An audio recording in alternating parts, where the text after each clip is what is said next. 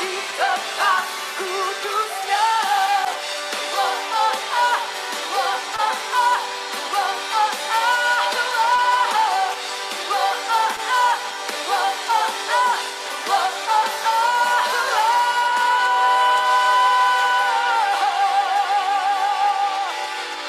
Baiklah, Bapak, Ibu, Saudara sekalian, tadi kita dengar Yesus bangkit, ya.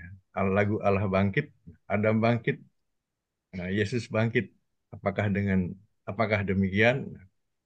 Tentunya sebagian sudah dijawab oleh lagu itu, tapi untuk lebih jelasnya kita akan dengarkan sharing firman Tuhan tentang Adam bangkit, Adam mati, Yesus mati, apakah demikian?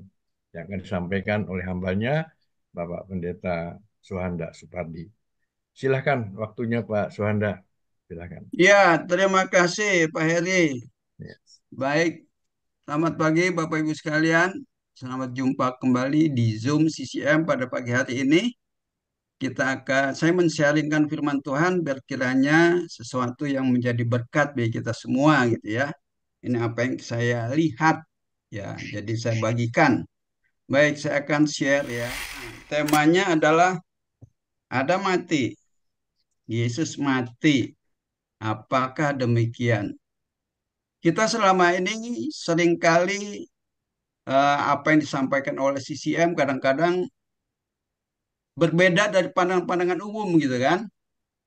Mengenai akhir zaman, toh kita kenapa akhir zaman tuh nanti nanti nanti. Padahal menurut Alkitab tidak demikian gitu kan.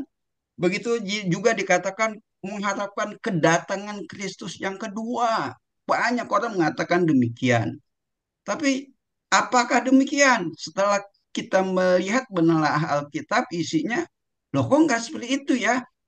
Begitu juga mengenai antikristus gitu ya, nanti akan datang, akan berperang, menjadikan kerajaan 1000 tahun. Tapi nyatanya setelah kita baca, ya dari dulu antikristus yang dikatakan saat itu yang dikatakan menurut daripada Yohanes gitu. Begitu juga rapture gitu kan. Banyak orang rapture, menantikan, menantikan dengan kekhawatiran. Tapi kalau kita lihat isi Alkitab, nggak berkata demikian ya. Nah, kalau kita lihat juga mengenai kebangkitan daging nanti, gitu kan. Tapi apakah demikian juga menurut Alkitab? Nah, jadi kalau kita lihat gitu ya, kita mesti melihat apa sebenarnya maksud kata-kata yang tertulis di balik kata-kata yang tertulis, di balik perkataan-perkataan Yesus, apa sih sebenarnya maksudnya, maknanya? Ini yang harus kita tangkap. Bukan letterlek sehingga terjadi banyak salah melihatnya. Sehingga mengatakan akhir zaman nanti, kedatangannya nanti, antikristus nanti, rapture itu nanti, kebangkitan daging itu nanti. Nah, kita akan lihat nih nanti sebentar ya. Nah, bagaimana kita melihat ini gitu?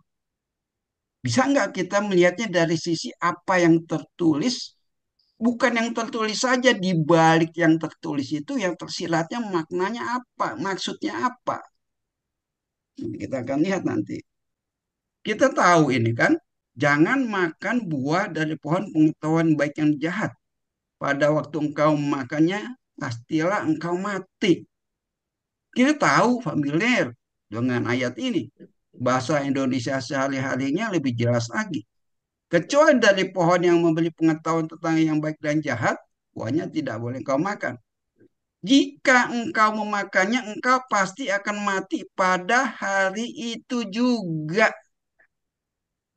Jadi pada hari itu juga Adam dipastikan mati saat memakan buah pengetahuan baik yang jahat. Tetapi kalau kita lihat, apakah Adam mati? Tertulisnya mati, tidak bisa dibantah. Tidak bisa dibantah. Mati. Tetapi nyatanya tidak mati. Jadi ada sesuatu yang dibalik ini apa maksudnya? Gitu kan? Tentu kita harus melihat maksudnya apa. Gitu. Tapi kita semua sepakat bahwa kematian itu adalah keterpisahan dengan Allah. Semua sepakat dengan hal ini. Ya kita juga sepakat gitu kan. Nah, kenapa? Karena dia diusir supaya tidak ada di situ lagi, matinya itu keterpisahan dengan Allah, maka dia diusir dari Taman Eden, tidak bersama dengan Allah lagi yang dapat bergaul karib, bergaul akrab, bisa berbicara. Sehingga dengan dicari, Tuhan Adam di manakah engkau? Bisa berbicara, bisa berkomunikasi gitu kan. Nah, diusir dari Taman Eden. Dan kemudian di timur itu ditempatkan nyala beberapa kerub dengan pedang yang bernyala-nyala dan menyambar-nyambar untuk menjaga jalan ke pohon kehidupan. Nah, kalau kita lihat di sini, bisa nggak kita berpikir lagi? Mereka berpisah. Ada nggak orang yang sudah masuk lagi melalui tempat ini, melalui pedang yang bernyala-nyala, melalui kerub yang dijaga ini? Sudah ada belum yang masuk lagi ke sana? Apakah sampai sekarang belum ada? Nah, menjadi pertanyaan bagi kita, apakah sudah ada yang masuk sana? Gitu kan? Sampai sekarang, sudahkah ada orang yang masuk? Kau keterpisahan dengan Allah. Sekarang kita orang percaya mengatakan kita sudah tidak terpisah lagi dengan Allah. Berarti seharusnya sudah masuk ke sana. Bisa nggak kita mengatakan kita masuk? Banyak yang mengatakan belum. Nanti kita akan lihat. Diusir dari Taman Eden mengakibatkan Allah mengatakan rohku tidak akan selamanya tinggal dalam manusia. Karena manusia itu daging. Jadi manusia itu daging. Roh Allah tidak akan tinggal selamanya di dalam manusia. Roh Allah hanya hinggap di 1 Samuel 19 ayat 20. Maka Saul mengirim orang-orang seruan untuk mengambil Daud. Tetapi orang-orang ini melihat sekumpulan nabi kepenuhan dengan dikepalai oleh Samuel. Dan roh Allah hinggap pada orang-orang suruhan Saul. Sehingga mereka pun kepenuhan seperti nabi. Jadi yang bersama dengan Samuel itu pun dihinggapi roh Allah. Dan orang-orang suruhan Saul pun dihinggapi roh Allah. Jadi kehidupan mereka yang dihinggapi roh Allah itu seperti nabi gitu.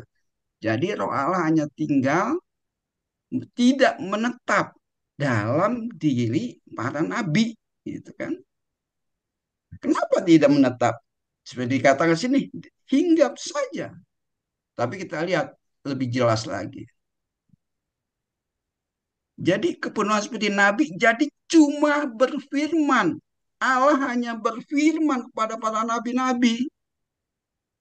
Jadi sepertinya terpisah. Ya. Hinggap dan juga dikatakan berfirmanlah Tuhan. Ya, berfirman Tuhan kepada Musa, kepada Yosua. Ya, kita tahu familiar dengan ayat-ayat ini. Berfirmanlah Tuhan kepadanya, tetapi akulah yang menyertai engkau, sebab itu engkau yang akan memukul kalah orang Midian itu. Yesaya pun mengatakan demikian. Dia mendengar, mendapatkan Tuhan berfirman pada dia. Jadi roh Allah tidak hinggap pada orang-orang atau saat itu juga para nabi nggak ada di dalamnya roh Allah, tetapi hanya berfirman. Jadi Allah hanya berfirman. Nah, kalau sekarang orang mengatakan mendengar firman dari Tuhan, nah kita bisa lihat gitu ya. Kalau orang mengatakan saya mendengar firman Tuhan, oh saya nabi, hanya sebatas nabi, bukan ini yang Tuhan inginkan. Status orang percaya nanti kita akan lihat gitu kan. Dahulu Allah tidak tinggal rohnya pada manusia. Dan juga Allah hanya berfirman pada manusia. Dan kalau sekarang ini banyak orang mengakuan berfirman Tuhan pada dia, ya nggak apa-apa gitu. Tapi apakah ini, gitu kan, yang Tuhan maksudkan gitu. Tuh kan dikatakan pada zaman dahulu berulang-ulang berbicara pada nenek moyang kita dengan perantara nabi-nabi. Jadi firman Tuhan kepada para nabi-nabi. Roh Allahnya hinggap pada orang-orang yang akan dia pakai. Tetapi zaman akhir ini, ia telah berbicara pada kita dengan perantaran anaknya.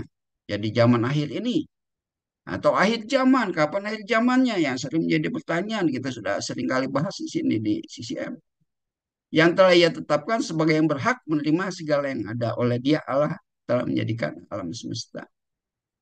Kalau dahulu berbicara kepada nabi-nabi, ya, melalui firman-Nya. Tapi zaman akhir ini, yaitu 2000 tahun yang lalu disebut zaman akhir ini, berbicara melalui perantaran anaknya. Jadi melalui anaknya berbicara langsung kepada mereka saat itu yang ada dan hidup bersama dengan dia, langsung berbicara. Ya.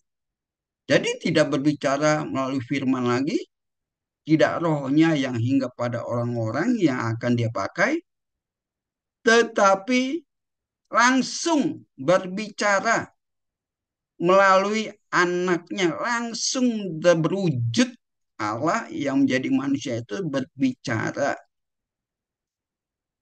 Nah, kemudian nanti kita akan lebih lanjut lagi. Kalau orang dahulu berbicara dengan perantaran anaknya, loh kita sekarang ini berbicara kepada Allah atau Allah berbicara kepada kita bagaimana gitu kan?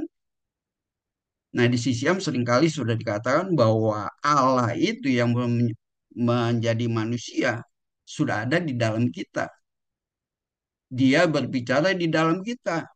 Bahkan dia kepala kita anggota tubuhnya, dia berbicara di dalam kita.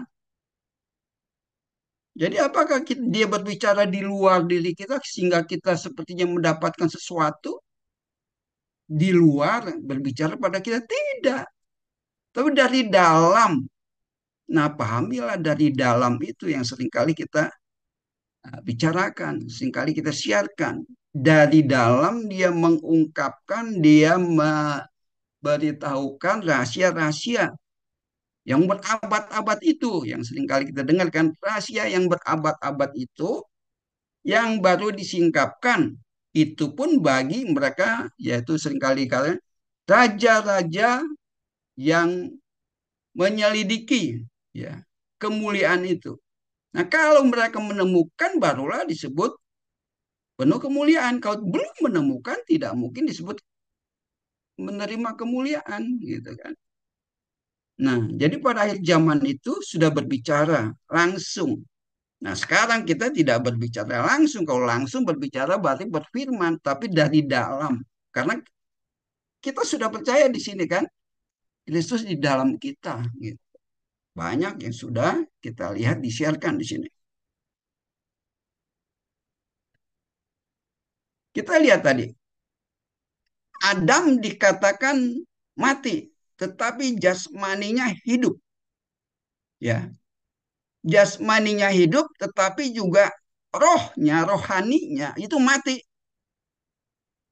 Nah, kita mesti lihat di sini.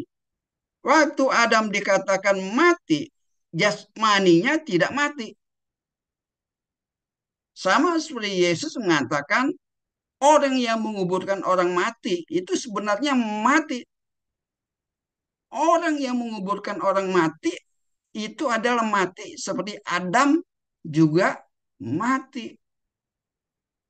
Jadi semua orang di hadapan Kristus ya itu mati.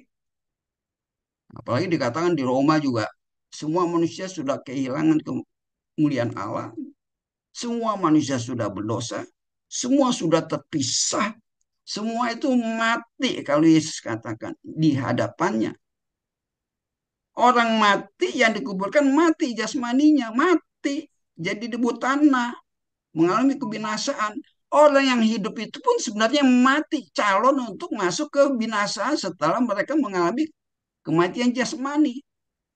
Jadi mati ini bukan mati jasmani saja, tapi yang dikatakan di Adam tadi keterpisahan. Jadi keterpisahan dengan Allah itu mati, Mati jasmani pun itu mati. Gitu. Jadi sebelum mengalami kematian jasmani, dia sudah mengalami kematian juga, gitu kan? Sebelum mengalami kematian jasmani, manusia itu pun sudah mati, gitu. Jadi mati ada dua, waktu hidup itu pun mati, saat kematian pun mati jasmaninya. Waktu hidup jasmaninya masih hidup, tetapi mati karena keterpisahan dengan Allah. Tetapi engkau pergilah dan beritakan kerajaan Allah di mana-mana. Nah, kerajaan Allah itu yang diberitakan supaya orang yang menguburkan orang mati itu pada akhirnya tidak mati, gitu kan? Mengalami kehidupan. Gitu. Nah, kita lihat gitu. Jadi orang yang hidup dikatakan mati ya. Dalam hidup mati. Orang mati jasmaninya mati, gitu ya. Jelas itu.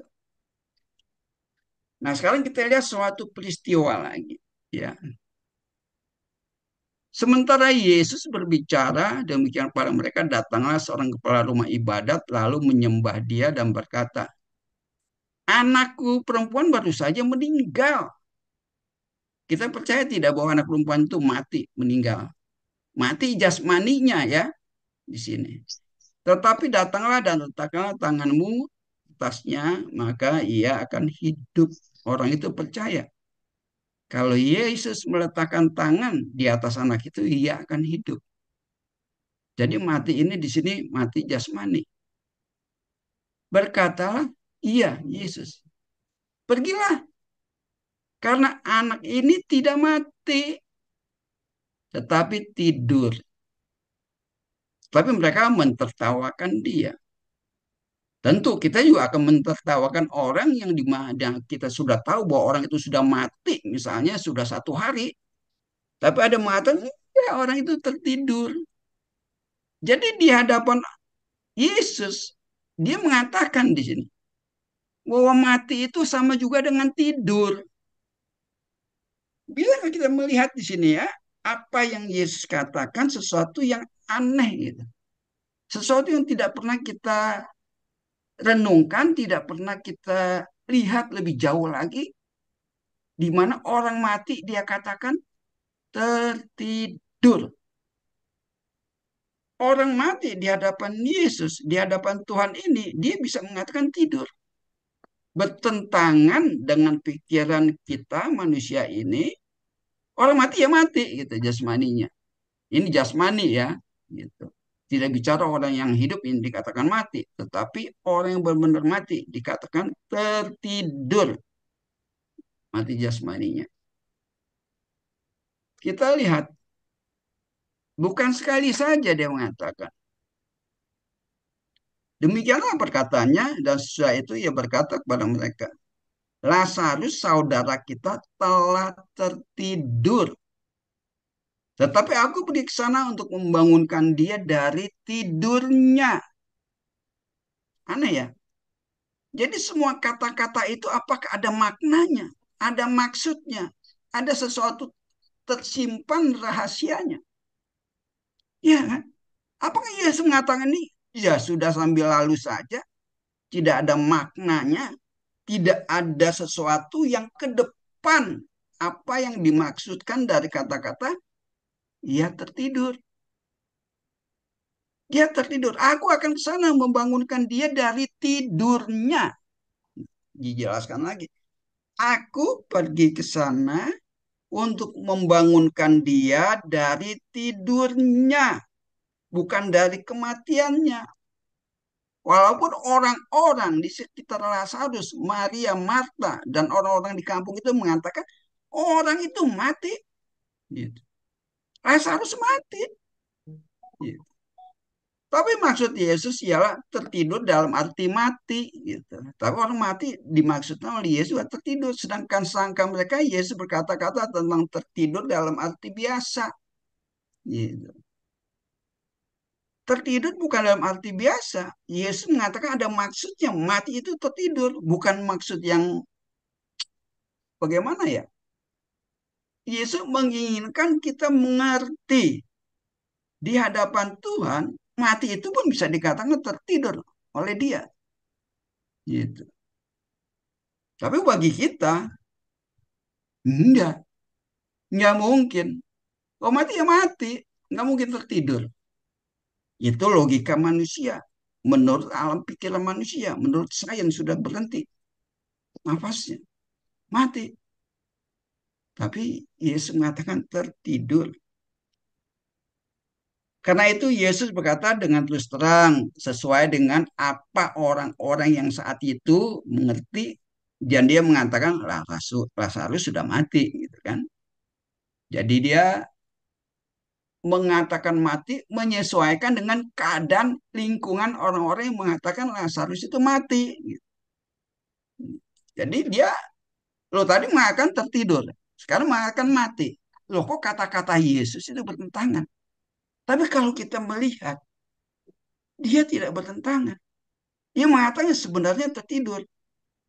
Tetapi dia menyesuaikan dirinya dengan alam pikiran manusia yang mengatakan Lazarus mati. Ya, dia berterus terang sesuai dengan pemikiran manusia saat itu. Ya dia mati. Gitu. Jadi kita lihat lagi. Inilah roti yang turun dari sorga. Barang siapa makan daripadanya, ia tidak akan mati. Roti yang turun dari sorga kita tahu adalah Kristus. Ya, Kristus yang turun dari sorga. Dia turun dari sorga dengan apa? Kalau kita lihat, apakah dia roti yang turun dari sorga? Itu hanya gambaran, simbolis. Suatu kata-kata hanya untuk mengungkapkan dirinya sebagai roti, dan karena sebagai roti bisa dimakan oleh manusia. Jadi sesuatu berbicara dengan bahasa manusia. Masa iya Tuhan jadi roti? Kan enggak. Enggak kan? Tuhan enggak menjadi roti. Juga kalau kita katakan Tuhan jadi manusia, ya nggak mungkin lah Tuhan jadi manusia, seringkali diperdebatkan. Ya kan? Dia jadi roti, dia jadi manusia. Ya nggak mungkin. Tetapi kan terjadi gitu kan. Nah, tubuh roti atau tubuh jasmaninya itu apakah dari bawah ini, dari dunia ini? Tidak, dari sorga. Tubuh jasmaninya itu pun dari sorga. Ya, sama seperti waktu dia datang kepada Abraham dalam bentuk manusia, berbicara dan makan. Tubuhnya itu 100% dari atas, dari sorga. Jangan mengatakan bahwa tubuh jasmaninya itu berasal dari dunia, dari bumi, dari orang tuanya. Bukan. Dan roti itu pun yang turun bukan roti yang dari dunia yang bisa dibuat oleh manusia. Tepung ditambah ragi. Gitu. Jadi roti. Bukan seperti itu. Bisa nggak kita lihat? Dia bukan roti, bukan tubuh jasmani dari bawah. Bukan. Tubuh jasmani yang benar-benar juga dari atas, yang menjadi jasmani manusia yang bisa dipegang dan diraba seperti saksian Yohanes di Yohanes 1. Yohanes 1 ayat 1. Aku yang dapat kuraba, dapat kulihat, dapat berbicara, tapi jasmaninya itu bukan dari bawah. Manusia sering melihat dari bawah. Sehingga pada waktu mengatakan dari bawah, ini pikiran dari bawah, sehingga semuanya salah menilainya. Karena mengatakan dari bawah, dari jasmani manusia 100%. Jasmani manusia 100% itu dari bawah. Dan setiap orang yang hidup dan yang percaya kepadaku, tidak akan mati selama-lamanya. Percayakah engkau akan hal ini? Yang percaya, yang makan roti ini, bukan roti yang kita makan ya, tidak akan mati selama-lamanya. apakah kita yang sudah makan roti, Kristus ada di dalam kita, kita tidak akan mati selama-lamanya? Apakah letterlek kita hanya menerima kata-kata ini? Tidak akan mati selama-lamanya saya ini karena sudah makan roti hidup. Nyatanya kita mati. Nah, mati yang dimaksud ini yang mana lagi, gitu kan? Tubuh jasmani kita pasti mati, gitu kan? Tubuh jasmani kita tuh mati, tidak akan dibangkitkan lagi. Tubuh darah dan daging tidak mendapat bagian dalam kerajaan surga. Tetapi yang hidup itu yang mana? Saat kita mati, itu adalah kita hidup. Gitu. Saat jasmani kita mati, saat itu pun, detik itu pun kita hidup. Kalau tidak, Yesus mengatakan hal ini tidak usah dipercaya. Kita percaya tidak apa yang dia katakan ini. Engkau tidak akan mati selama-lamanya. Percayakah engkau akan hal ini? Jadi saat jasmani kita mati, saat itu pun kita hidup. Sama seperti Adam kan. Saat dia makan, mestinya dia mati. Tapi saat itu dia hidup. Terpisah. Saat kita makan roti itu, kita hidup. Tapi jasmani kita mati. Berbalikan dengan keadaan Adam. Adam makan buah, mati. Kita makan roti, kita hidup. Tapi jasmani mati. Tapi Adam jasmaninya tidak mati. Kita nanti akan mati. Tapi tetap hidup. Kita mati, hidup saat itu. Hidup yang dimaksudkan adalah tidak terpisah lagi dengan Adam, dengan Allah. Gitu. Jadi saat kita makan roti, saat itu pun sebenarnya kita hidup walaupun dalam tubuh jasmani ini. Kalau Adam dalam tubuh jasmaninya mati, tetapi kita dalam tubuh jasmani ini hidup. Dan hidup itu yang dikatakan hidup selama-lamanya. Tidak akan mati.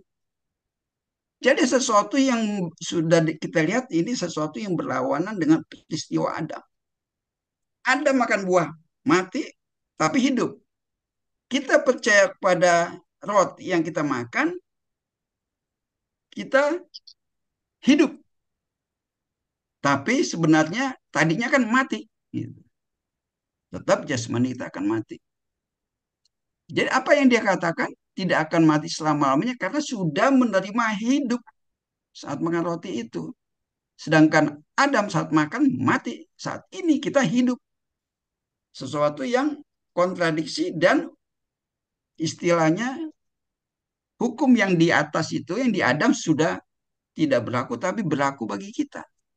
Kita hidup. Itu ada mati makan buah itu. Kita hidup.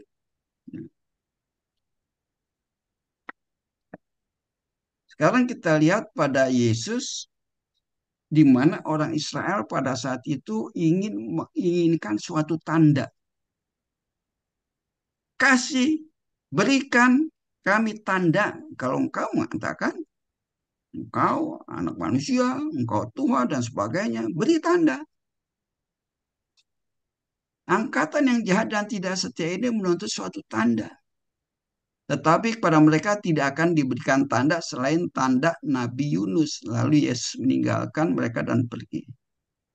Nah, kita tahu kan, Yunus tinggal dalam perut ikan 3 hari 3 malam. Demikian juga anak manusia akan tinggal di dalam rahim bumi 3 hari 3 malam. Ya. Nah, kita lihat lagi di sini. Suatu pertanyaan bagi kita. Yunus di dalam perut ikan, kalau pertanyaannya, dia mati atau hidup? Yunus di dalam perut ikan selama 3 hari 3 malam. Dia mati atau hidup? Hidup. Ya, hidup. Dia hidup. Nggak mungkin dia mati. Hidup tapi Sama seperti Yunus rohnya tinggal mati. di dalam perut ikan 3 hari 3 malam. Demikian juga anak manusia akan tinggal di dalam rahim bumi 3 hari 3 malam. Nah, kalau kita lihat kita bisa mengatakan Yunus itu hidup, apakah kita mengatakan Yesus mati? Hidup, tetap hidup. Kalau Yunus aja hidup, Yesus mati, Yunus lebih hebat. Ya kan? Yunus lebih hebat. Jadi bisa nggak kita lihat apa yang tertulis, apa yang kita baca, makna di balik semua itu orang mati tertidur, orang hidup dikatakan mati, kita yang hidup ini sebenarnya mati, tetapi juga nantinya saat memakan dikatakan hidup. Tanda ini yang diberikan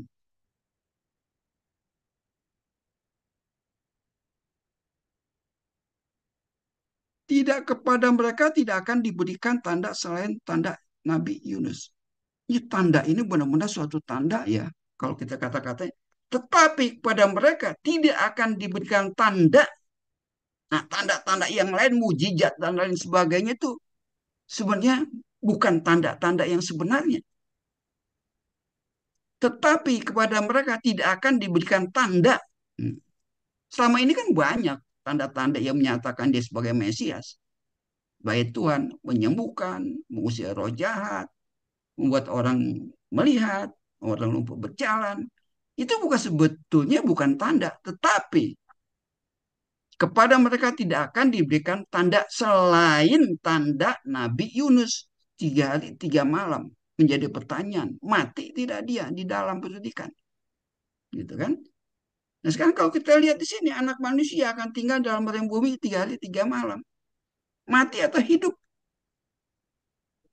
Nah di sini kita pemikiran kita melihat ya, bagaimana ini kita melihat perkataan-perkataan daripada Yesus yang seringkali dia ungkapkan. Gitu kan? Kita bisa mengatakan orang mati dikatakan tertidur. Kalau kita mengatakan Yunus mati di perut ikan, tapi dia tertidur, kita bisa mengatakan dari maksud perkataan Yesus. Kalau di dalam perut ikan mati, bisa kan kita bilang, oh enggak dia tertidur. Yesus mengatakan demikian.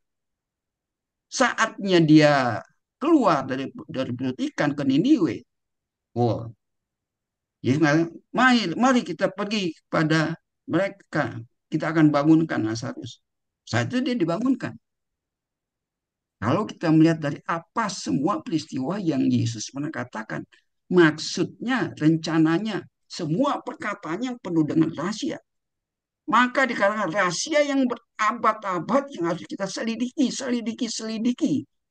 Yang kita akan menerima kemuliaan, akan menerima kebesaran Allah. Kolose 1 ayat 27. Ya kan?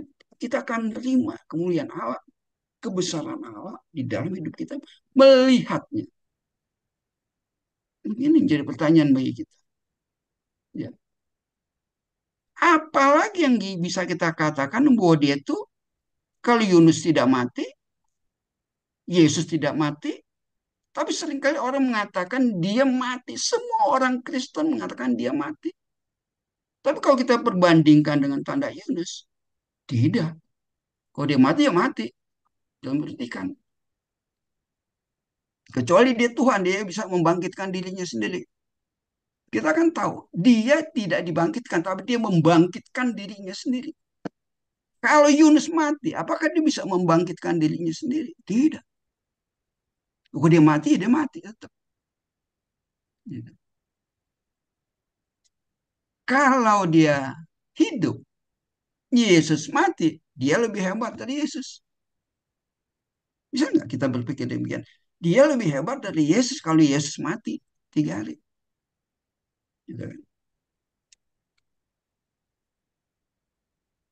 Nah, sekarang kalau kita lihat, ya, waktu Adam diciptakan, ya, waktu Adam diciptakan saat dia tuh tertidur, ya, tertidur. Lalu dari saat dia tertidur, salah satu tusuk diambil dan kemudian ditutup lagi, dan dari situ dibangunnya seorang perempuan, ya, seorang perempuan yang kemudian kita tahu bahwa dia itu Hawa.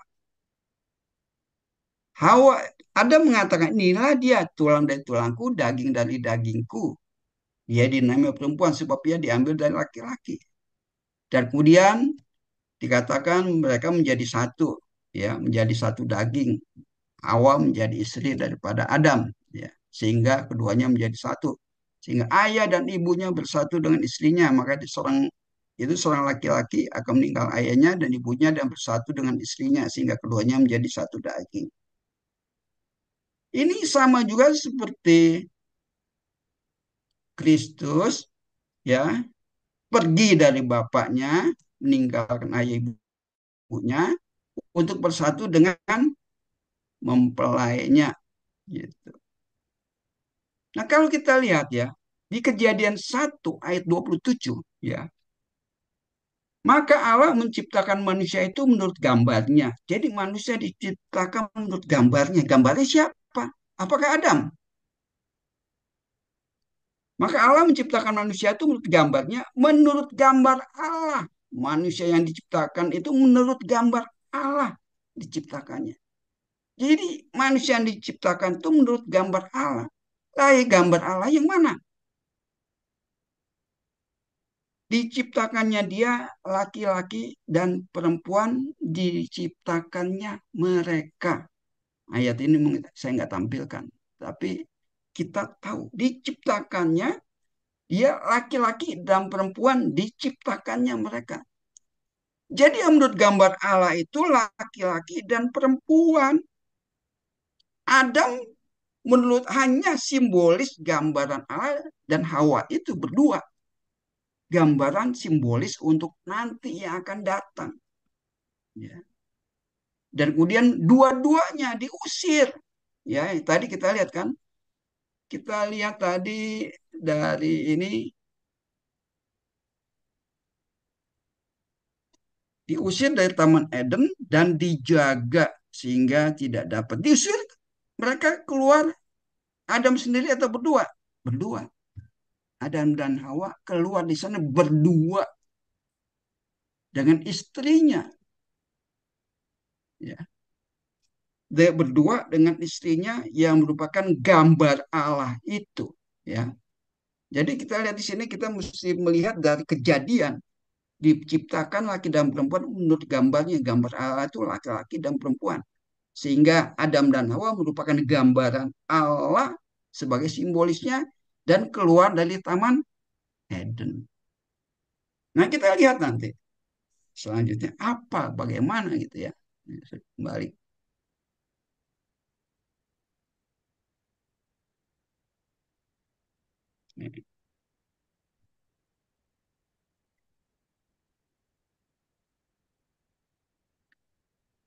Kejadian 2 ayat 17.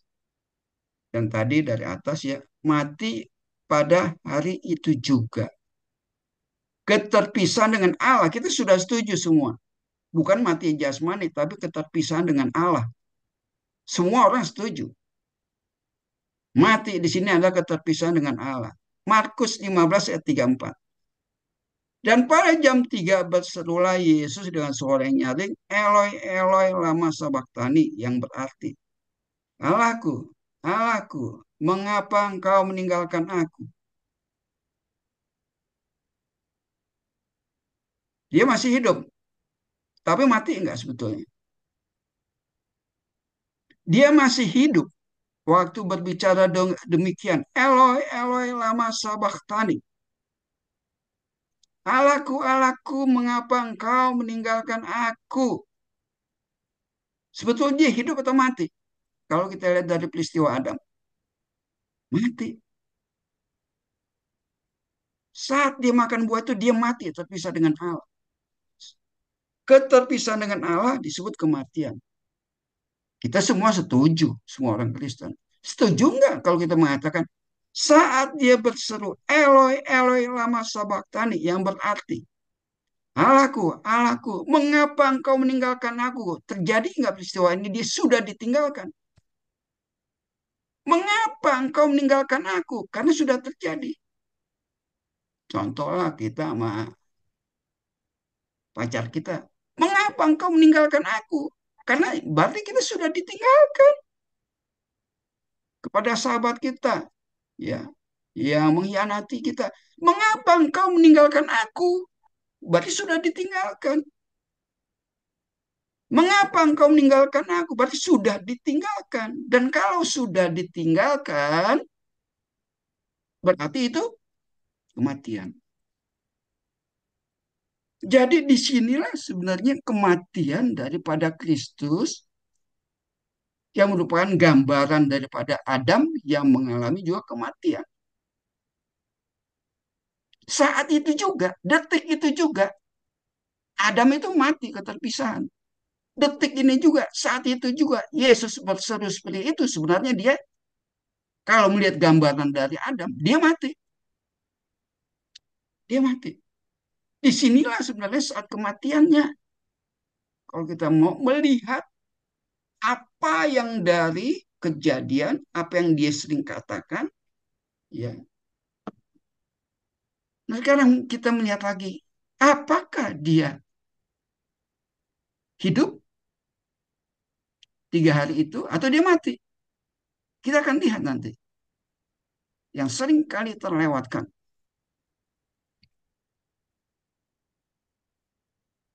Nah, saya mau kasih perlihatkan dahulu ya. Dia itu sebenarnya siapa? Nah, kita sudah sepakat dia itu Allah yang tadi roti yang turun dari surga. Jelas secara keseluruhan dia telah mengosongkan dirinya menyerupa seorang hamba dan menjadi sama manusia. Sama tubuh jasmaninya saya mengatakan 100% itu dari atas. Sama seperti waktu dia mengunjungi Abraham. Dalam dialah berdiam secara jasmania seluruh kepenuhan Allah. Di dalam jasmanianya itu kepenuhan Allah seutuhnya. Tidak ada satu noda pun dari unsur manusia. Tidak ada. Kita bisa lihat ini nggak? Kita ngakui ini nggak? Seutuhnya. Seutuhnya. Loh kan dia manusia makan minum. Lu sama juga. Saat dia mengunjungi Abraham juga dia makan minum. Daging yang dibuat sop. Dia makan, dia minum bersama-sama. Nggak beda. Membuktikan bahwa dia benar-benar peristiwa bertemu dengan Musa merupakan gambaran untuk dia hidup di dalam dunia selama 33,5 tahun.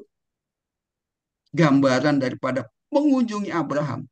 Gambaran dia mengunjungi masuk dalam dunia selama 33,5 tahun. Kalau mengunjungi Abraham, ya mungkin hanya berapa jam, tetapi saat dia berbicara dengan perantara anaknya selama 33,5 tahun, ya dia makan, dia minum sebagai manusia. Sama dengan peristiwa mengunjungi Abraham. Nah, kalau kita sudah mengatakan mengerti bahwa seutuhnya dia tuh Allah, ya. Nah, kita lihat waktu dia disalib, ya. Ini sebelum terjadi dia mengatakan Eloi Eloi rasanya ya. Kepada orang yang di sebelahnya, ya, ia mengatakan, engkau kalau engkau nanti datang sebagai raja, jangan lupakan aku, jangan tinggalkan aku, gitu. Apa yang dia katakan? Sesungguhnya hari ini juga. Seringkali kalau dia mengatakan sesungguhnya, sesungguhnya, sesungguhnya, apa dia berbohong? Seperti Pak Birsang sering katakan, apakah Yesus berbohong? Sesungguhnya hari ini juga engkau akan bersama-sama dengan aku di Firdaus. Pada hari ini juga, padahal pada hari itu juga manusia mengatakan dia mati. Pada hari itu juga manusia mengatakan dia tuh mati. Tetapi dia mengatakan pada hari ini juga engkau akan bersama-sama denganku di Firdaus. Bukan 3 hari. Dia nggak mengatakan setelah 3 hari engkau akan bersama-samaku dengan di Firdaus.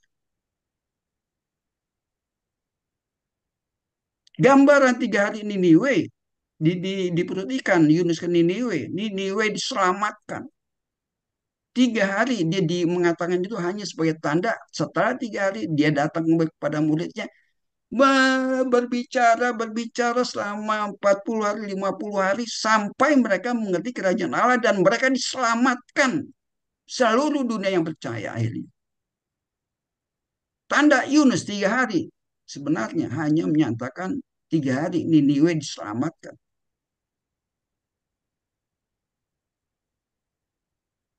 Apakah hari itu orang yang di sebelahnya tidak dibawa ke Firdaus? Hari itu sesungguhnya, kalau kita meragukan perkataan Yesus, semua perkataan dia mengatakan sesungguhnya, sesungguhnya, sesungguhnya, kita pertanyakan kebenarannya. Bisa nggak kita perkatakan kebenarannya bukan kebenaran? Di Matius, Markus, Lukas, Yohanes, sesungguhnya, sesungguhnya aku berkata kepadamu. Sesungguhnya hari ini juga. Padahal hari itu dia mati. Tapi hari itu waktu dia mengatakan Eloi Eloi lama sabachthani, itulah dia mati tetapi hidup. Sama seperti Adam, dia makan, dia mati tapi dia hidup. Kebalikan.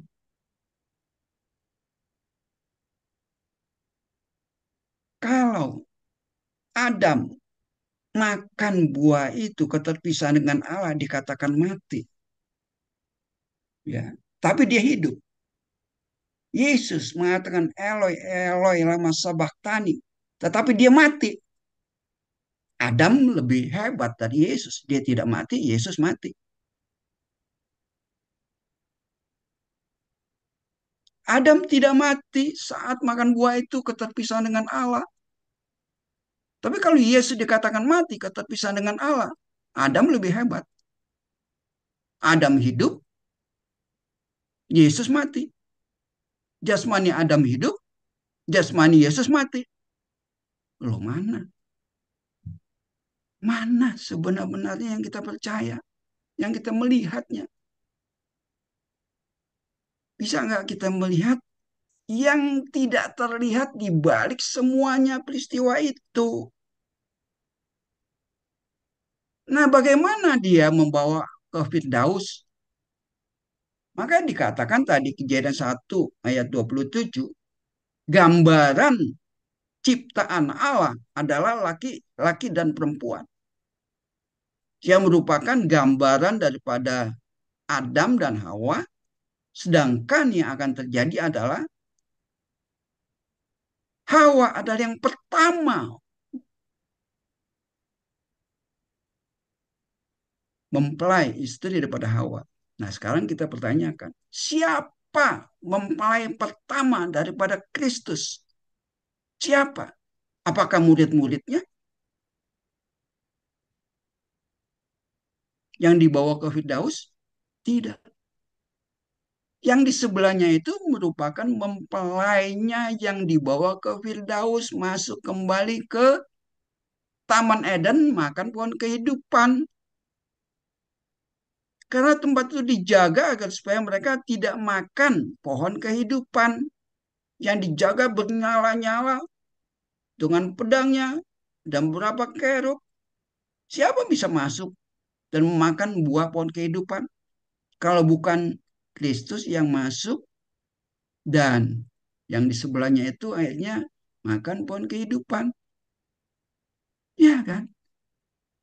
Jadi keluar dari Eden diselesaikan dengan masuk ke Eden, memakan pohon kehidupan, Kristus bersama dengan mempelainya, yaitu yang di sebelahnya. Hari ini juga engkau bersama-sama dengan aku. Ini sesuatu kadang-kadang ya, melihat sesuatu yang tak terlihat. Nah, seringkali kita melihat ya. Oke, ini yang tadi saya sudah siarkan, kita lewati. Jadi gini,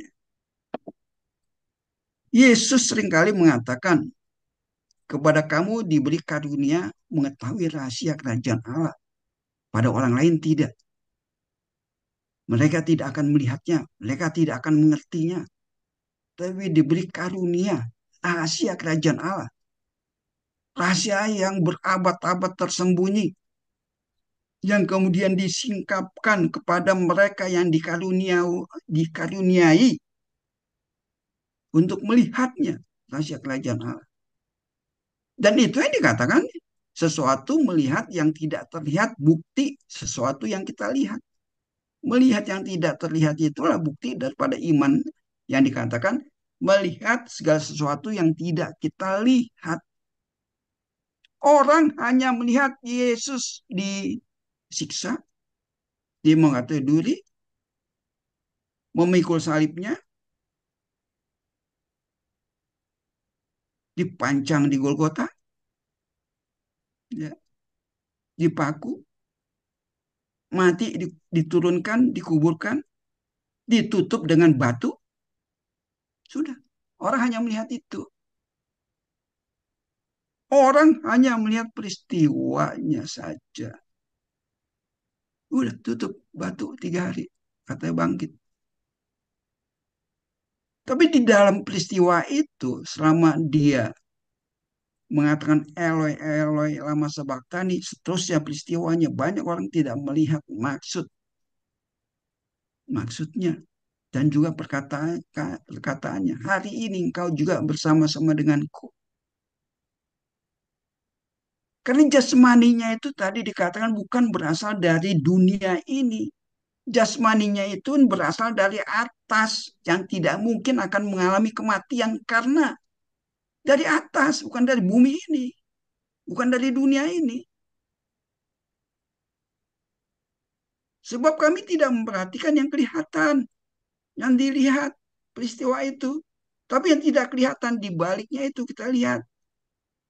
Yang kelihatan sementara, yang tidak kelihatan adalah kekal. Kita bisa melihat yang kekal, yang tidak akan mengalami kematian. Bisa nggak kita lihat? Dia itu kekal, tidak akan mengalami kematian. Bisa nggak kita melihatnya? Dia kekal, tidak mengalami kematian. Saat mengatakan Eloi, Eloi, itulah artinya manusia yang tadinya terpisah. Dialami oleh dia keterpisahan itu dengan menyebutkan keterpisahan dengan Allah. Supaya manusia itu dipersatukan dan buktinya. Hari ini juga engkau bersama-sama denganku ke Firdaus. Masuk kembali. Berarti orang itu makan pohon kehidupan bersama dengan Kristus. Gambarannya masuk kembali ke Taman Eden melalui kerub pedang yang bernyala-nyala itu. Di mana Allah mengatakan jangan sampai mereka masuk lagi makan pohon kehidupan.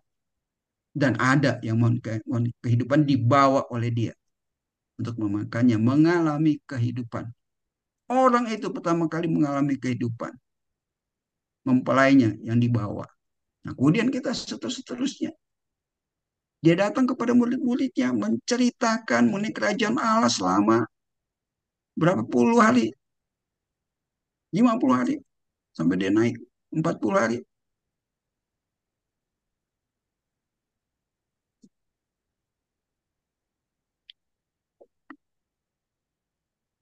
Oke. Jadi bisa nggak kita melihat di balik peristiwa yang tersembunyi itu yang hanya dilihat secara mata jasmani bahwa dia itu disiksa, dikul salib, naik Golgota, diturunkan, dikuburkan, ditutup batunya, hanya itu. Nanti 3 hari terlihat lagi. Apakah hanya melihat yang terlihat itu di balik apa yang dijelaskan dari kejadian sampai peristiwa ini terlewat, ya. Seringkali dikatakan mati itu tertidur. Contoh daripada Yunus juga dia mengatakan hari ini dia juga mengatakan Eloi Eloi lama sabachthani. Gitu. Oke, saya kira itu nanti mungkin ada untuk tanya jawab ya. Kita lihat bisa diperlebar lagi. Kiranya Tuhan memberkati. Saya kembalikan kepada Pak Herianto. Ya, luar biasa, luar biasa. Terima kasih Pak Suhanda sudah disingkapkan tentang Adam mati, Yesus mati. Apakah demikian? Kalau tadi lihat penjelasan, mati itu tertidur. Terima kasih sahabat, sampai jumpa pada video berikutnya. God bless you all. Amen.